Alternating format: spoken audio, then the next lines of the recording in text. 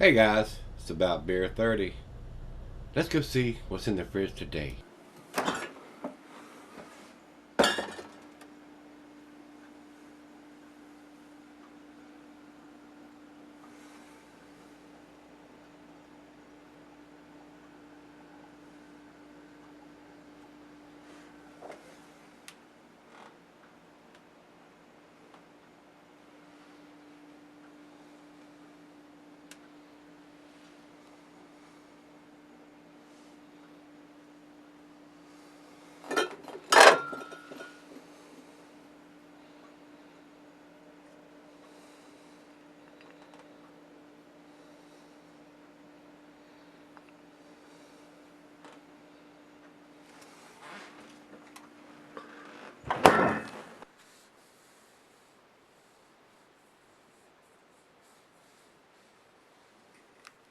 Hey everybody, thanks for stopping by Gregsbeerreviews today. Today's beer comes from Lakewood Brewing Company. They're out of Garland, Texas. And my good friend and brother Brandon C. down in Texas sent me this beer. Says here, the legendary series, Lakewood Brewing. This is limited number 1 of 3. It says collect all 3. And it's got a picture on the back side. Here it says upcoming releases. And it looks like it says here spring of 2017 and fall of 2017 for the other ones. And it says cellar upright at 50 degrees. Nice little tag that they throw on top of here to remind you that they're making several different versions of this. This is a nice artwork and graphics on this. It really is silkscreen bottle. They produce this especially for this beer. 13.5% alcohol by volume. Very colorful artwork on this. Very, very nice. And it says here, limited release number 8 thread spinner, bourbon barrel aged American barley wine. But it's a very colorful label. I'm sure this was not a cheap beer to buy. So once again, Brandon, I do appreciate you spending your hard-earned money and sending me this. I'm sure this is going to be a very tasty treat. Big 22-ounce bomber of this bottle. Wouldn't be afraid to say this is a bourbon barrel aged version. This is probably a $20 to $25 bottle of beer, if I was guessing. When they bourbon barrel age these big barley wines, they're a little pricey. But they're usually very damn tasty on top of that. So, a good special occasion beer. This is not something you would want to chug or drink it all by yourself unless you're a pig. A nice beer to share with somebody. And that's what I intend to do. I'm going to share half of this with the other half. The IBUs on this over at Untapped has it at 90. That doesn't mean it's going to be bitter. This is at 13.5%. A lot of malt it takes to make a beer of that magnitude, so it takes a lot of hop bittering to balance that out so you don't have a big sweet syrupy mess. So got a feeling this is going to be a tasty beer, guys. I really do. Commercial description on this one, and it's fairly long. Let me get to it. Thread spinner. The 8th release in our limited legendary series is the first in a mini-series of 3 unique wood-aged beers inspired by the deities known as the 3 Fates. The Moria, M-O-I-R-I-A, sisters determine the lives and destinies of all, controlling all the fates of both gods and mortals alike. The first sister, Clotho, spun the thread of life with her divine spindle, deciding one's birth and death. Hence this robust, lively American barley wine to kick off the series, aged in freshly emptied bourbon barrels. From our friends at Witherspoon Distillery, enjoy now or cellar properly to enjoy a vertical with her upcoming 2 sisters to be released later in 2017. So, I got a feeling, according to this label, there's going to be one coming out in spring of 2017, which is coming up quick. This is February the 15th, and one coming out in the fall of 2017. So this is the first of the 3. So Brandon, once again, my brother, I do appreciate you spending your hard-earned money on this and shipping it to me. I do appreciate it, brother. Hope everything is well with you. This is a very big beer at 13.5%, a sipper, if you will. This is definitely not a chugger. probably be a good one to fire up a stogie to go with this, probably. Something this big magnitude. It's going to be the final beer of the evening for me, because once I do a 13%er, I'm usually got a buzz at the end of that. So, when I come back, a lot of you guys laugh and say, oh yeah, he had a buzz going on there. Yeah, well, it's kind of hard to hide that when you're drinking a beer that's this big. So, let's get on with it. We've read the description, give you all the information, so let's pop the top on this bad boy. And while I do, I'll tell you the food pairing. The cheeses are sharp, blue, cheddar. Your more pungent cheeses, Gorgonzola, Limburger. It says dessert digestive. Glass for the pint backer Nonic tumbler snifter. I got my favorite snifter today, guys. We're going to go right down the center. Ooh, yeah, it looks good. And it says can be sold for a long period of time. That I can't think of a reason why you could not. Be a good one to sell, and like it says here, when the spring release comes out and the fall release, maybe you'll do a trifecta. Maybe you'll do all three of them in sample, or just two of them side by side. Whatever you choose to do. I'm not going to do that. Brandon sent this to me, so I'm going to review it now. I cannot get these guys' beers here, so don't know if I'll get a chance to get my hands on the spring release or the fall release, but we're going to do it now. About a half a finger of head on there, a nice creamy head on top of that. Over into the light, it is a deep mahogany color. Pretty brown on here as far as color, and down here it looks pretty brown. Maybe a deep mahogany cola color down on the thin part of this Sovereign beer glass.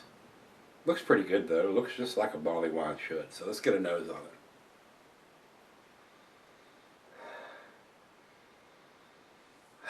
Nice sweet malt. I was expecting a little more bourbon in the nose than I'm getting, but it may come out in the taste and as it warms up a little bit. Some dark fruit in there, raisins, dates, figs. Some caramel or toffee, maybe some molasses. Nice sweet. Smells very typical of a barley wine with that big sweet back end on it. Well, let's dive in and see what we got. Looks good. Let's hope it tastes good. Cheers, everybody. Cheers, Brandon.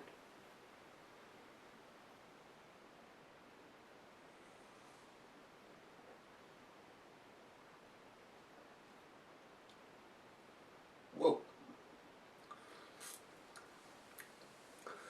The alcohol is not super well hidden on this, boy. I am getting them. I'm getting more alcohol than bourbon, which surprises me. That's a strong beer, guys. That is a very strong beer.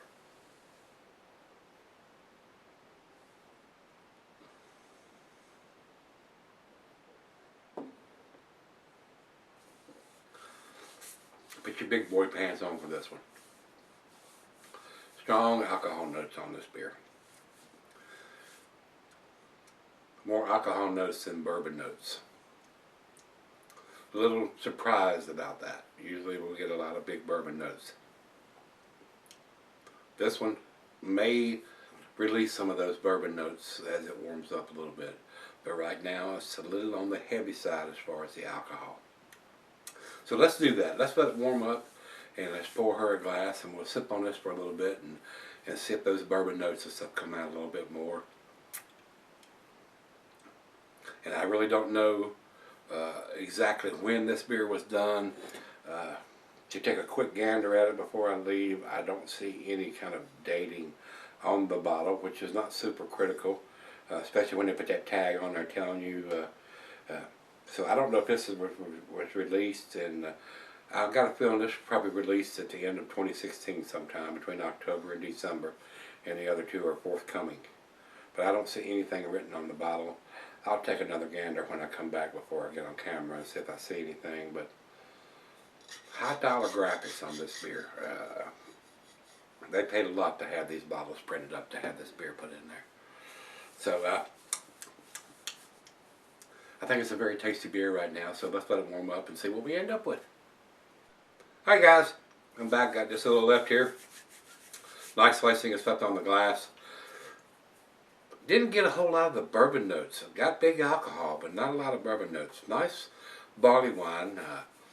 but I was a little unimpressed with the bourbon notes I was getting on this. Definitely tell it's a barrel-aged beer, but there's a little bit of woodiness in there, a little bit of oakiness in there, maybe some slight hints of vanilla, but it's big, big alcohol on this beer. And a lot of times it's hard to hide that, but I was expecting a little more bourbon notes than what I'm getting. So with that being said, definitely got some woodiness going on with the beer.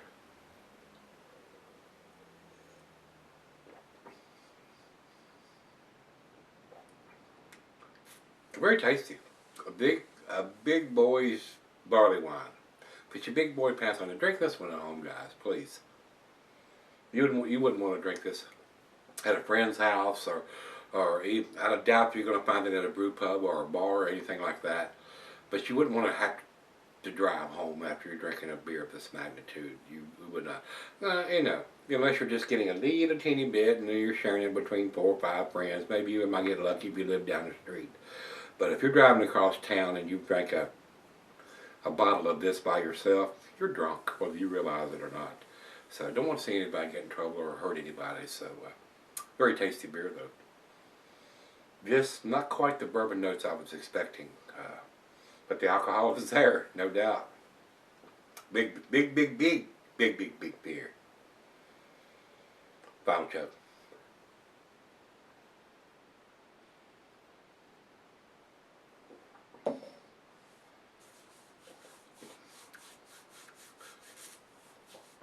Now I've been sipping on it.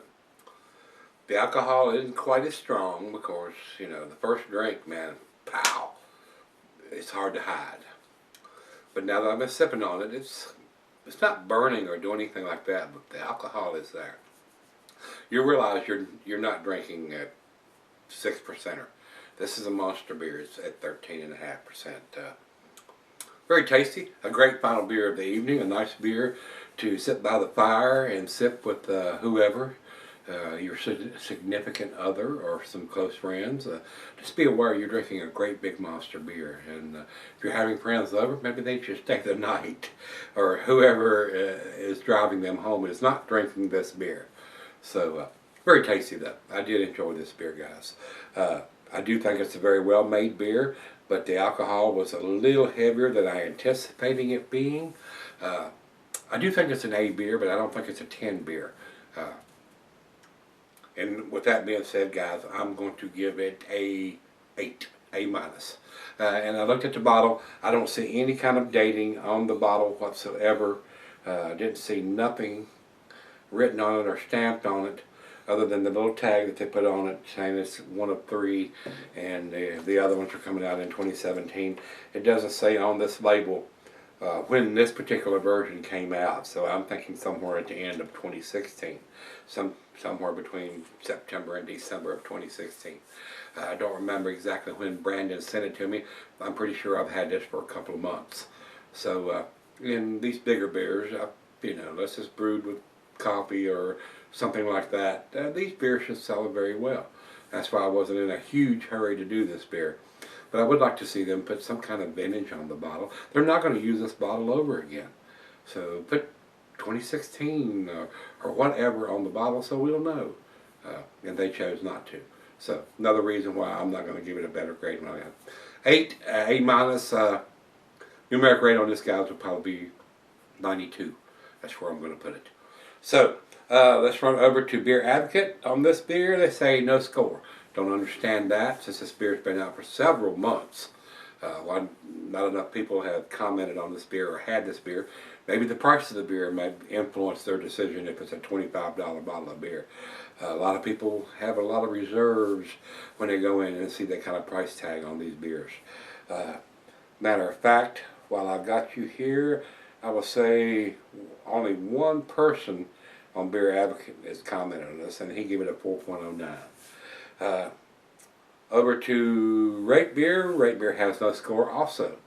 And we will look real quick. 1, 2, 3, 4. Only 4 people have commented on this beer from 3.9 up to 4.1. So impressive numbers there, guys. It is a good beer. It is a tasty beer. Just wish it had a little more bourbon notes than what I'm getting. The alcohol is there. but the bourbon notes are not there. And our final check-in, we run over to Untapped. They have it at 4.09, which is an A grade.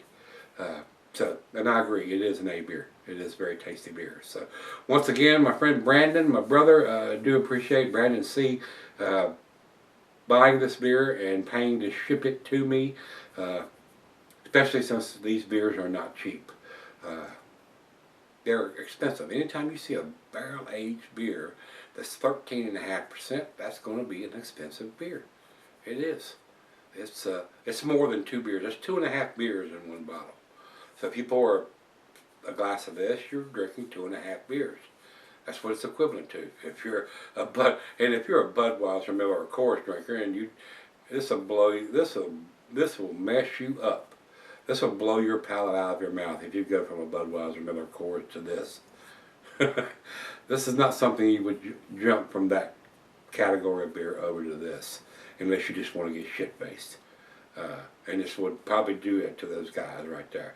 But if you're a seasoned craft beer drinker and you're used to drinking these big, heavy barley wines, you're probably going to enjoy this. I just didn't think the bourbon was there. So we're going to leave it at that. If you've had this one from Lakewood Brewing, this is their Thread Spinner. 13.5% barley wine, bourbon barrel aged barley wine. Was just a tad disappointed with the lack of the bourbon notes. Not getting the bourbon notes on this. So I don't, and they use fresh run barrels according to what I read there. And I don't know if the barrel actually just had whiskey in it or actually had some kind of bourbon in it, but I didn't get the bourbon notes that I was expecting. So, if you've had it, let me know what you think, guys. Come on back tomorrow. Let's dig something out of the fridge. See everybody then.